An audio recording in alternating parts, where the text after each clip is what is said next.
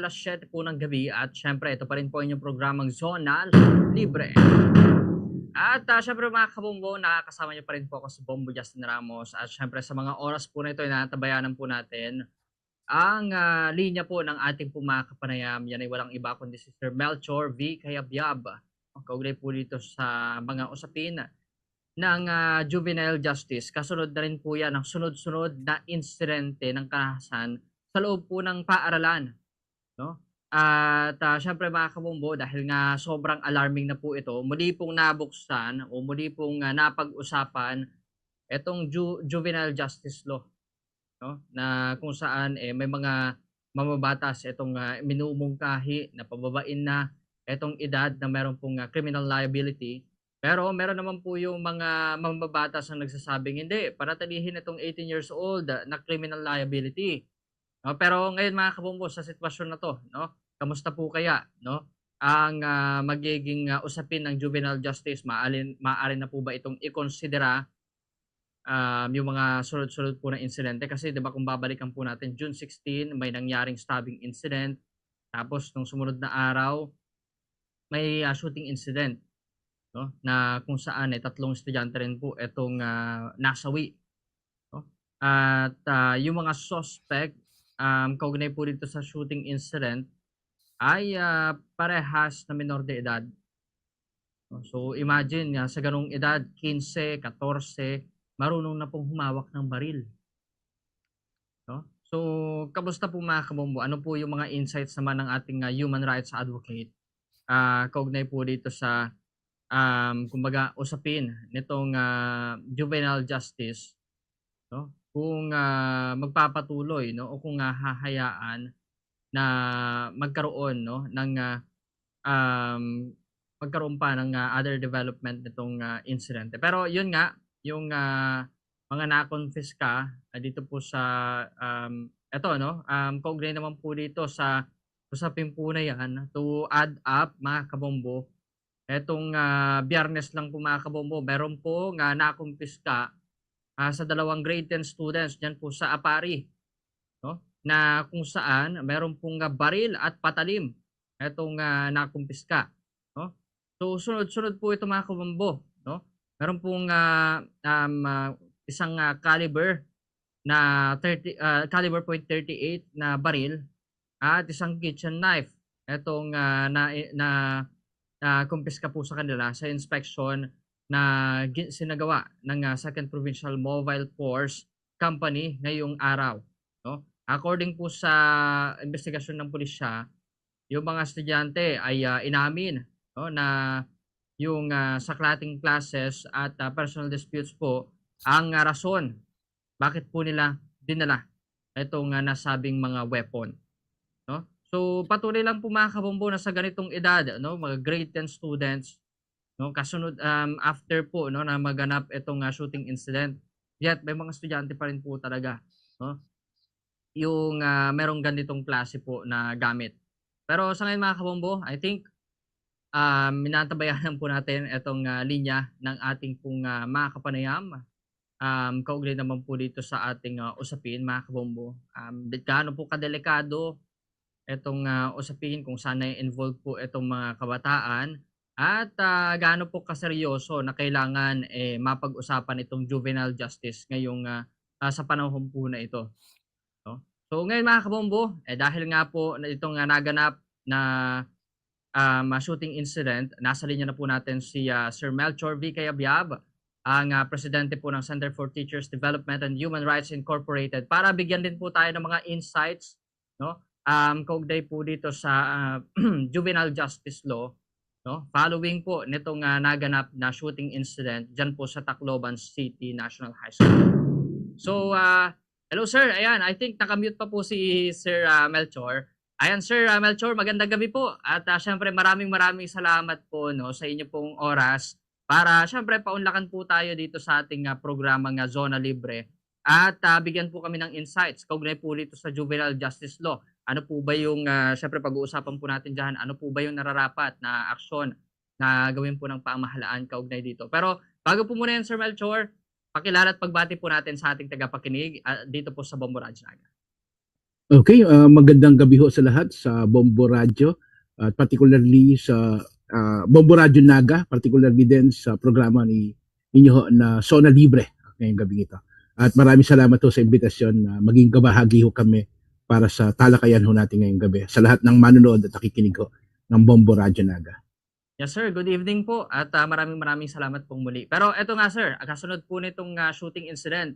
Bago pa yan sir Melchor, may mga naganap po na stabbing incident sa different areas kung saan nauwi din po ito sa pagkakasugat ng ilang mga estudyante, no?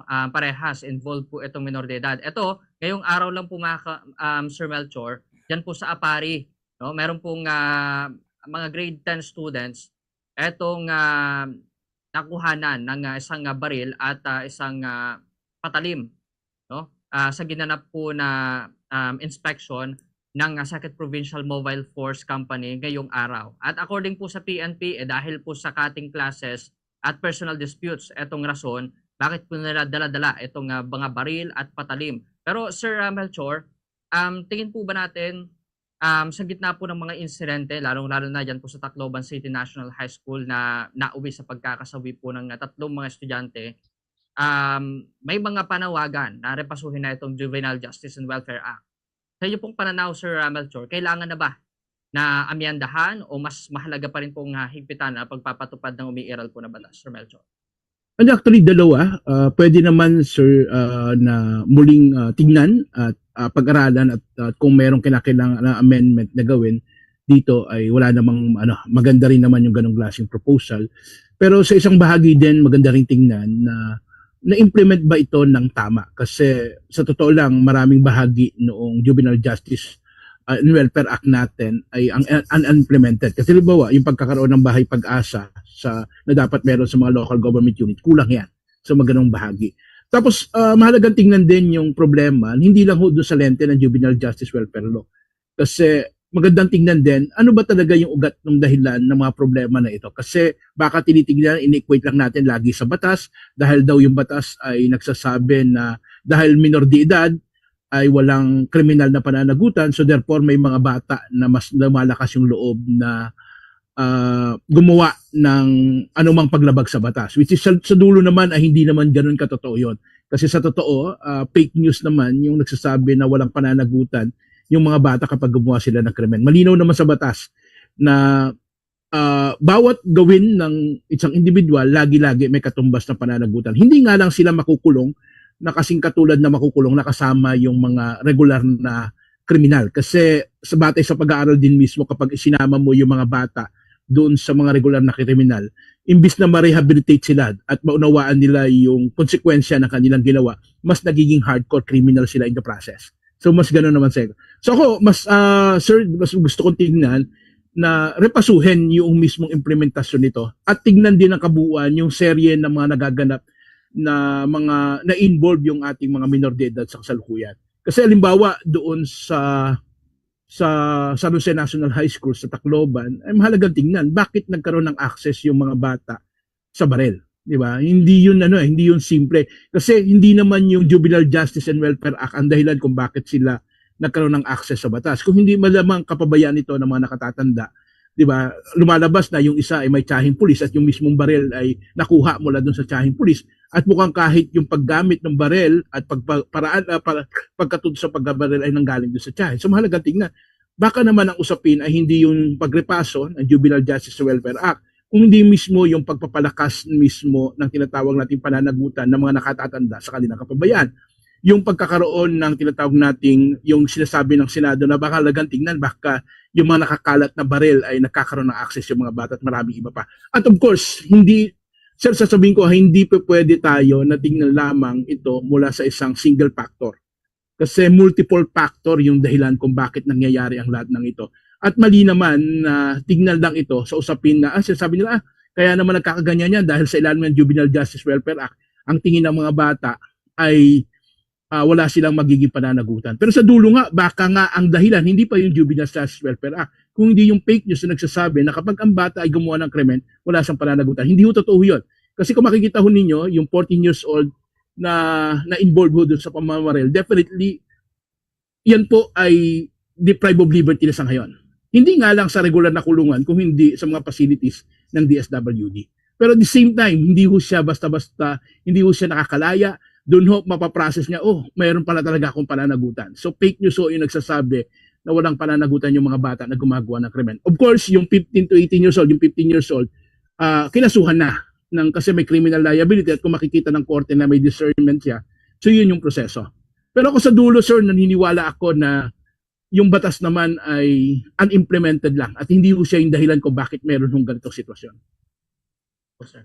Eto sir, paano po natin naman ipapaliwanag no na yung mga sabihin po natin eto muna sir, pabor po ba kayo sir na dapat ibaba into yung mga nasasabi 10 to 12 years old? Pero eto nga dito po sa case kasi sir, may mga circulation po ng conversation ng dalawang suspect which is meron talaga po silang intention na dalhin etong mga baril. So meaning to say meron po silang intention na gawin po itong krimen sa loob po ng paaralan. So paano po yun sir natin sasabihin o paano po natin maipapaliwanag na yung mga bata may mga intention to kill na rin somehow. May mga dalang baril, kaya nilang hawakan, kaya nilang ipaputok. Pero dun pa rin po ba sa juvenile justice sir, nararapat lamang po ba na panatilihin po ang 18 years old na merong criminal liability at yung sinasabi po natin no, na kumbaga yung mga bata, meron lang pong ibang treatment sa kanila sakali mang makagawa ng krimen. Hindi sir, lumalabas kasi sir, kahit kung makikita natin doon sa investigasyon, lumalabas yung mga bata, nagkaroon ng lakas ng loob. Kasi nga naniwala sila doon sa fake news na dahil bata sila, wala silang pananagutan. Kung gumawa man sila ng krimen, mamaril man sila, pumatay man sila ng tao, wala silang pananagutan dahil sila ay mga bata, which is fake news yun. Ako, mahalaga muna labanan natin yung fake news. Yun yung naging motibo at isa sa mga naging motivasyon kung bakit nagkaroon ng lakas ng loob yung mga bata. Ngayon, regarding doon sa tanong na ito ba ay maaring repasuhin na from 15 may proposal na gawin 12. Actually, ang original proposal dyan, halimbawa na Senator Kiko Pangilinan is 12. Nagkaroon lang ng tinatawag nating compromise doon sa Senado at sa House na gawin itong 15 kasi may mga proposal na gawin itong 18. Pero kapag ibinababa natin, sir, ano ang assurance na hindi nagagawa at matatakot na yung mga bata doon sa paggawa ng krimen? Kasi sir, kung titingnan ninyo, batay sa mga pag-aaral, hindi walang ganun eh. Kasi ibaba man natin ito, ang tanong ngayon ng dulo ay matatakot ba yung bata na gumawa ng krimen? Sa totoo, walang ganung klaseng pag-aaral. Kasi parang sinisimple lang sinasabi yan, sir.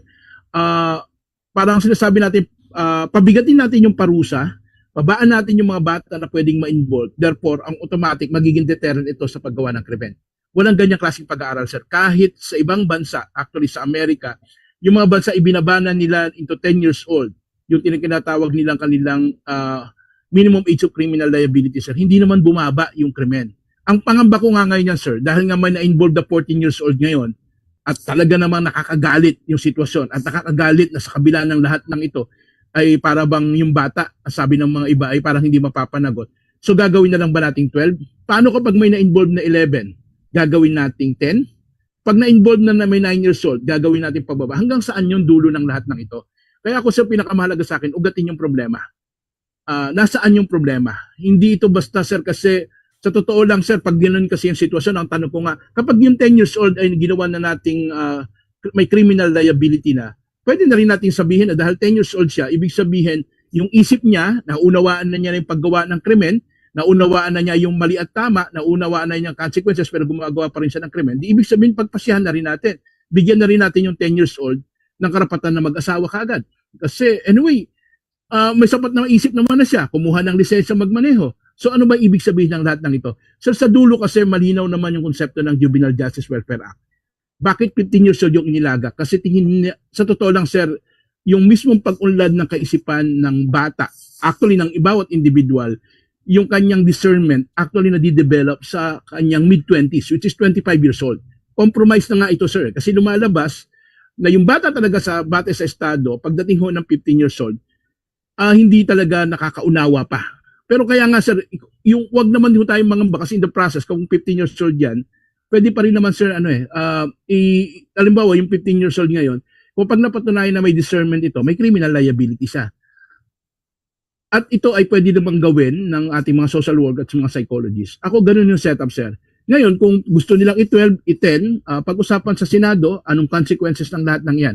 Pero ako, sir, nananatili ako doon sa pagtindig na ang problema ay hindi doon sa pagpapababa ng edad, kung hindi ang problema mismo doon sa implementasyon ng tinatawag nating Juvenile Justice and Welfare Act. So tatandaan din natin, sir, sa school naganap yung sitwasyon,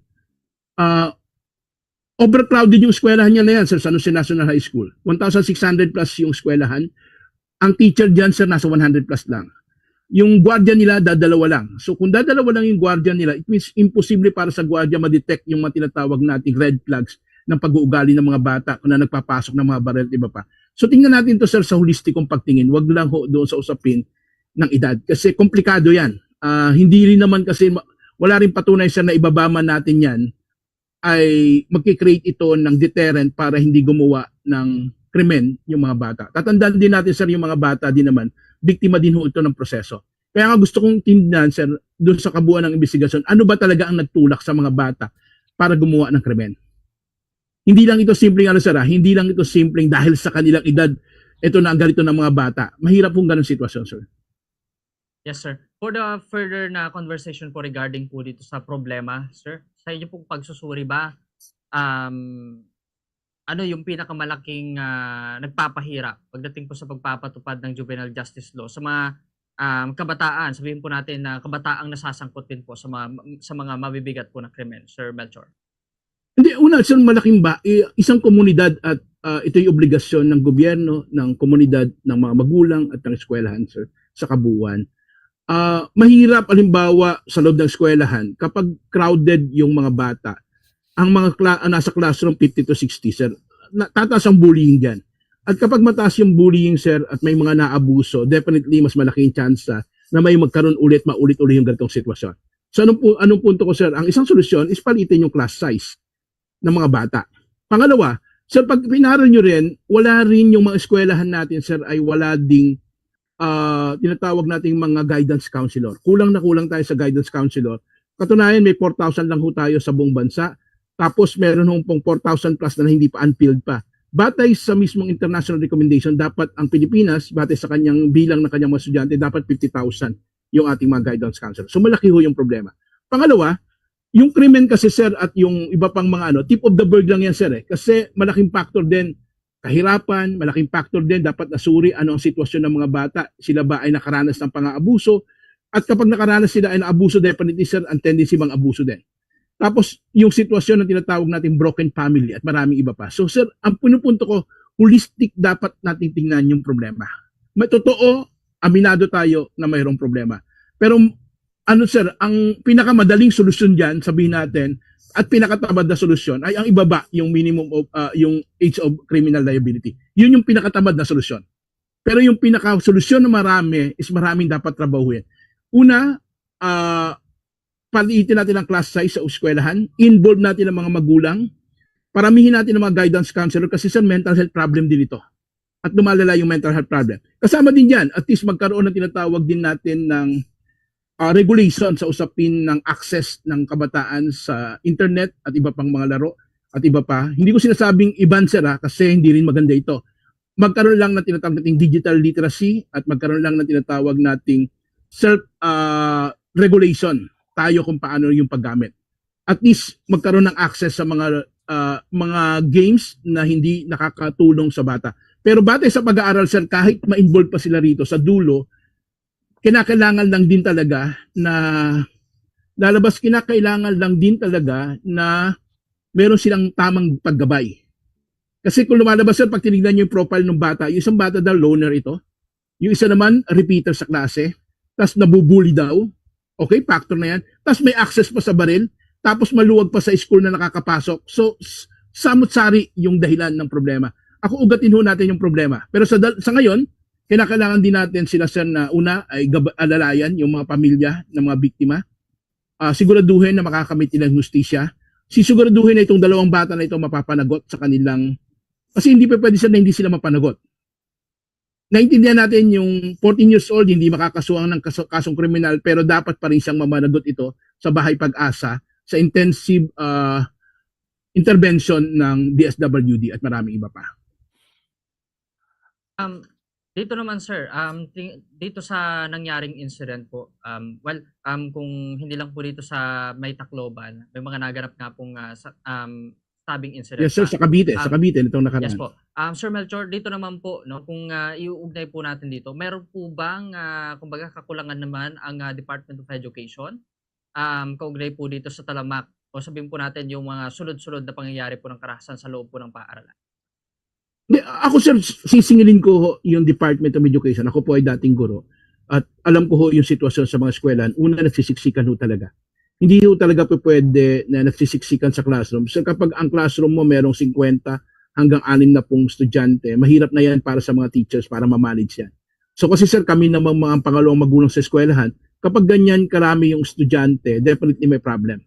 So may problema. Second, sabi ko nga kanina, may problema din sa usapin ng gwardiya. Bibihirang mga school ang may maraming gwardiya. Sir, mas swerte na isa o dalawa dyan. Tapos multitasking pa yan.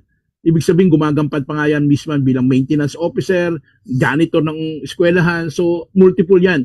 So, ang hirap niyan.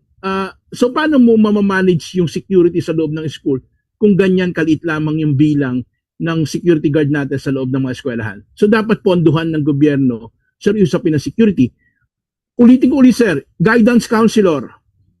Napakakonte ng guidance counselor natin. At yung mga guidance counselor natin umuupo ngayon, hindi pa yan yung mga trained na guidance counselor. Kundi mga teacher yan na kinuha para na lang maging guidance counselor. So hindi sila trained as guidance counselor. So samot-sari, malaki talaga yung mental health problem natin ngayon. Di ba sir? Tapos hindi maiuuri sir na laganap yung kahirapan. At dahil laganap yung kahirapan, therefore, yung mga bata na dulot ng kahirapan sir na involved sa kung ano-ano. So hindi maitulak yan sir. So malaki ho yung kakulangan ng DepEd dyan na dapat niyang tugunan.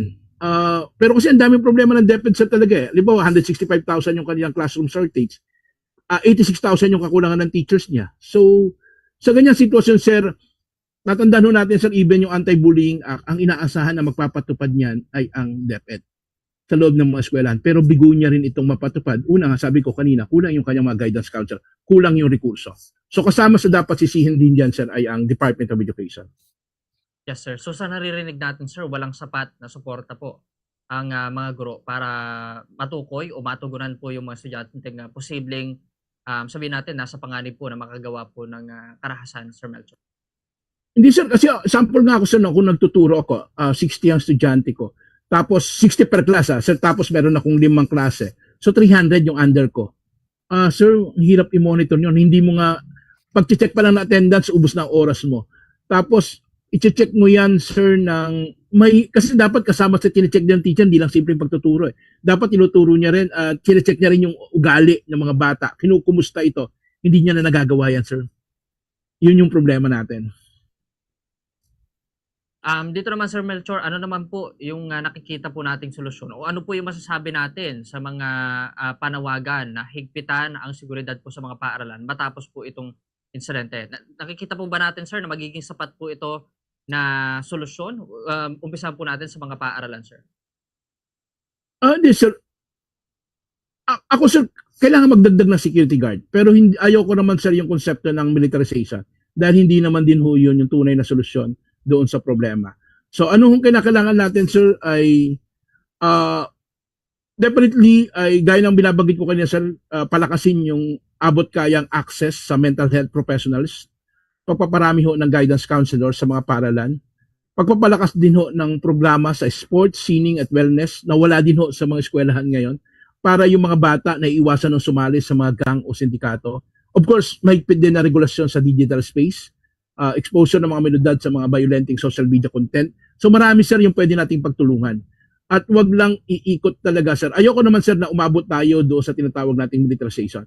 Kasi ang problema natin sa kasalukuyan ngayon sir, tip of the iceberg lang yung ating nakikita. Sa nakikita natin yung mga bata na yan, nasasangkot sa krimen, sa karasan droga, hindi natin nakikita yung marami pang problema. Yung 90% ng dahilan ng problema kung bakit ito yung problema. Tapos sa dulo sir, hindi rin kami naniniwala doon sa tinatawag nating kulungan bilang solusyon, yung pagpapakulong sa mga bata, paghigpit sa kanila. problema yan kasi kapag isinama natin yung mga bata at ikinulong lang din ho natin kasama ng mga iba pang regular na kriminal, magiging paaralan ho ng krimen yung kanilang pagkakakulong. So kaya nga, mas bata na ikinukulong, mas malaki yung problema yan. So kailangan ho talaga maayos na rehabilitasyon. Yun ho yung isang solusyon ho natin yan, sir. Yes, sir. Kung may dadagdag pa po tayo, sir, ano po yung mga reforma itong dapat pong isaalang-alang para mapalakas itong rehabilitation po ng mga batang nagkasala nang hindi po isasantabi yung kanila pong pananagutan, Sir Melchor?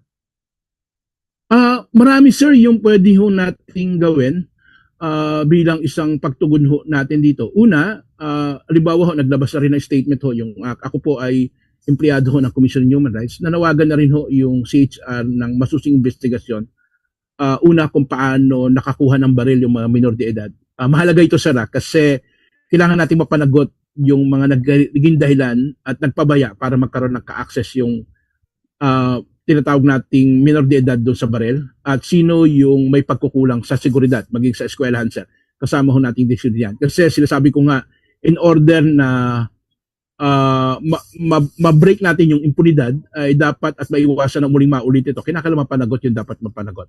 At pangalawa, sir, dahil naman din sa esensya, dahil sa protection ho ng minor de edad, ulitin din ho natin, dahil 14 at 15 daw mga suspect, alinsunod ho doon sa Juvenile Justice Welfare Act or which is the Republic Act 9344, ay una, ay pigilan na rin ho natin yung pagkalat ho ng mga larawan ng mga bata sa media. Hindi ho tama yan. Ipinagbabawal ho yan sa ilalim ng Juvenile Justice Welfare Act. Kaya nagugulot ho kami sa social media, ang dami niyan. Sa ngayon. So, ano ang mahigpit na paalala ho ng inilabas ho na statement ng CHR? Ang mga paaralan ay dapat na magawing pangalawang tahanan ng mga bata. So, kailangan palakasin ho yung physical security, ngunit hindi dapat maging militarized environments at iba pa. So, kasabay din ho dyan, sir, yung panawagan din halimbawa ng mga iba't ibang grupo ng mga teachers tulad ng Alliance of Concerned Teachers ay yung pangmatagalang reforma tulad ng pagpapaliit ng class size. So, wag ho tayong tumungo doon sa tinatawag nating panandaliang solusyon tulad ng pagpapababa ng tinatawag nating minimum age of criminal liability. And of course, lumikha tayo ng ligtas na eskwelahan. Sa dulo, sir, simple ho yung panawagan ho namin. Yung trahedya sa San Jose National High School ay isang masakit na paalala ho sa karahasan ng mga kabataan ay resulta ho ng maraming patong na pagkabigo ng ating sistema. Mula sa overcrowding ng silid-aralan, kawalan ng bantay sa mental health hanggang sa digital na panganib. Ang kaligtasan ho ng mga paaralan ay hindi lamang sa trabaho ng mga gwardiya o pulis, ito ho ay pinagsamang responsibilidad ng mga magulang, komunidad at ng Estado upang hubugin ang isang ligtas at mapagkalingang kapaligiran. Yun naman ho talaga yung solusyon ho sa problemang ito. Isang holistic approach at wag lang ho natin tingnan yung minimum age of criminal liability, sir. Yes, sir. Ito naman, sir. Kung idadagdag po natin, naniniwala po ba kayo na kasi meron pong isinusulong na bawasan na itong exposure din po ng mga kabataan o totally ban ayon po sa DILG para po sa mga minor de edad itong exposure po sa social medias at syempre yung mga online gaming na involving po itong violence. May epekto po ba ito, sir, sa mga sabihin po nating isolated case sa mga paaralan pagdating po sa karahasan na nangyayari po sa mga Yes, sir. Kinikilala naman natin, sir, na posible ho na factor talaga din yung exposure niya sa social media, di ba, pang mga games at iba pa. Factor naman din ho talaga yan, sir. Pero ang sinasabi ho dyan, maging ng eksperto, halimbawa ni Carl Albier, na isa ho nating kaibigan, siya ho ay eksperto sa digital technology. Sinasabi niya, yung tinatawag nating total ban ng mga kabataan dyan ay ano lang ho, magre-resulta lang yan doon sa paghahanap din ng kabataan ng iba pang pagkakaabalahan at iba pa. So hindi ho 'yon. Ang sinasabi namin, kailangan lang natin gabayan yung mga bata doon sa digital security, safe digital security na pwede niyang takdapin. So malaki yung gagawin na trabaho ho ng DepEd para magbigay ho ng digital literacy sa mga kabataan. Pero yung total ban, sir, ako po ay hindi kami naniniwala diyan kasi sa totoo, sir, parang ano ho yan eh. Pag pinagbawal mo isang bagay, mas lalo lang hong magiging curious yung mga tao at mga individual para alamin ko ano yan, which is mas delikado. Siguro, sir, lastly, medyo limited po kasi yung oras natin. Pero eto, sir, bilang panghuli po sa aking on my part, kaugnay po dito sa usapin na 'to. Alam ko marami pa po tayong nais, mapag-usapan kaugnay po dito, sir. Pero ayan, any message na lang po sa mga magulang, mga guro, mga mambabatas tungkol po sa, kumbaga, kung ano man yung tamang direksyon po ng juvenile justice law kasunod po ng nangyaring pamamaril sa Tacloban City National High School. At sa marami pa. Di sir, dudulo lang din ho ako, ang panawagan ko, ah, tayo po ay mag-reflect, mag-isip, wag ho magpadala sa ating emosyon. Totoo na may pangangailangan na dapat nakamit ng nakamit ng mga biktima yung hustisya na kinakailangan ho nilang makamit. Hindi ho pwedeng mawala ng pananagutan yung dalawang bata na involved. Hindi po pwedeng mawalan din ng pananagutan yung mga nagpabaya at naging dahilan para magkaroon sila ng access sa baril. Hindi rin ho pwedeng mawala ng pananagutan yung mga nasa eskwelahan na dapat may obligasyon na proteksyonan ang mga bata. Siguraduhin na walang bata na nakakapasok sa school. Lahat ho yan ay kailangan. Pero sabi ko nga, sa dulo, dapat natin hong pagtulong-tulungan yung problemang ito. With that, sir, that's all I have po, sir. At syempre, naway sa mga susunod po na usapin ay maimbitahan po muli namin kayo dito po sa ating programa, Sir Melchor. Maraming salamat po sa Bombo Radio Naga. Maraming salamat. Magandang gabi po. Alright. Yan po mga kabombo, si Sir Melchor.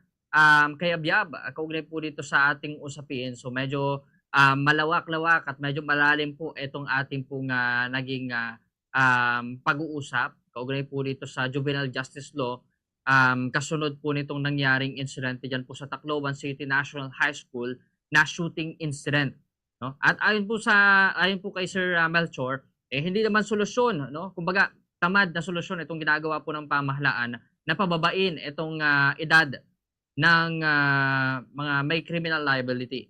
Kasi meron naman, no, sa 15 years old, yun pa, eto, kailangan mag-ingat din po dahil kapag nasa 15 pataas na, kapag nakagawa ka ng criminality, meron pa rin, no? Kumbaga, makukulong ka pa rin, pero iba itong magiging facility mo kung ikukumpara doon po sa mga normal prisoners. Meaning to say, iba po, no?